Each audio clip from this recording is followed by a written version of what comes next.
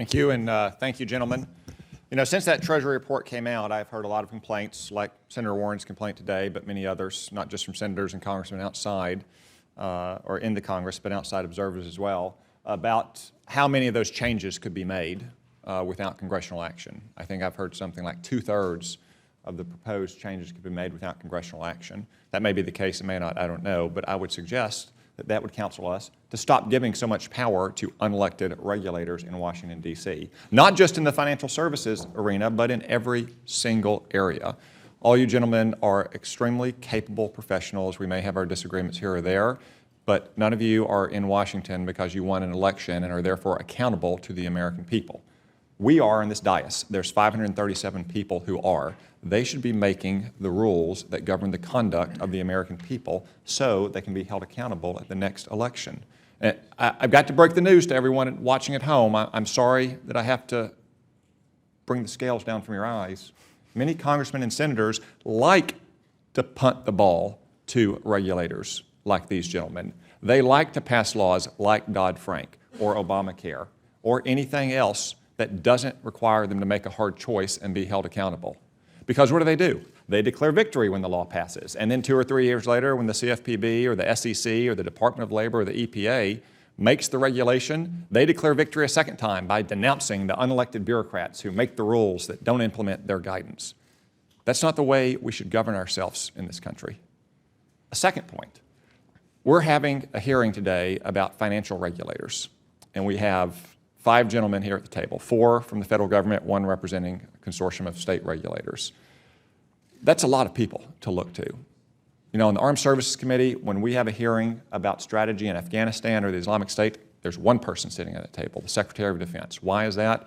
Because the military believes in the unity of chain of command. And if you're a private in Nangarhar province today or outside Mosul, you know exactly who is in your chain of command, from your squad leader all the way up to the President of the United States. And one of the most common complaints I hear from our bankers in Arkansas is that they have to answer to multiple masters who, if they don't issue conflicting rules, they at least give conflicting interpretations, guidance, or even attitudes. And I think that's something that we need to address. So, Mr. Noreika, of all the banking agencies, you were the only one that provided what Bloomberg News called a sweeping list of recommendations to streamline oversight. My question about this multiplicity of regulators is this. In the context of today's meeting, how do you think we ought to approach your recommendations, and how should we prioritize them, given how difficult it's been to get anything done in Washington, D.C. lately? Thank you, Senator, and thank you for the question. Look, I think, as you point out, there's a real risk and actually in practice regulatory redundancy happening here in Washington with respect to the financial services industry.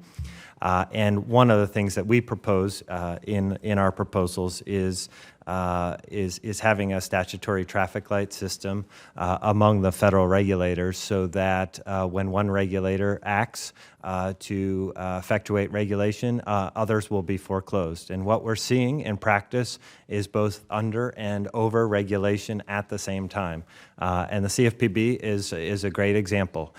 When we go over $10 billion, where the CFPB so-called has exclusive jurisdiction, up to $50 billion, we don't see much activity of the CFPB regulating those institutions at all. So they've actually, in many ways, gotten less regulation since Dodd-Frank has passed. And yet, if we go in and we examine them with our backup authority, as we do, if there's an issue, you may see the CFPB come. And so there's, while they're under-regulated until we regulate them, then they become over-regulated. So I think what we're trying to do in our testimony with a long list of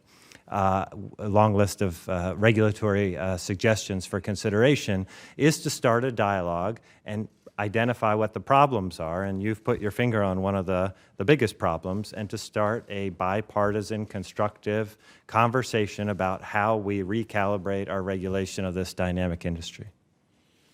Thank you. My time is almost expired. I just want to suggest to the members of this committee, the chairman and the ranking member, who I know have been working together very carefully to try to craft some bipartisan compromises, that this is something we should look at. I don't see any reason why we couldn't have bipartisan agreement on an effort to put more accountability in our own hands, since we're the ones elected to make these decisions and the only ones accountable to the American people.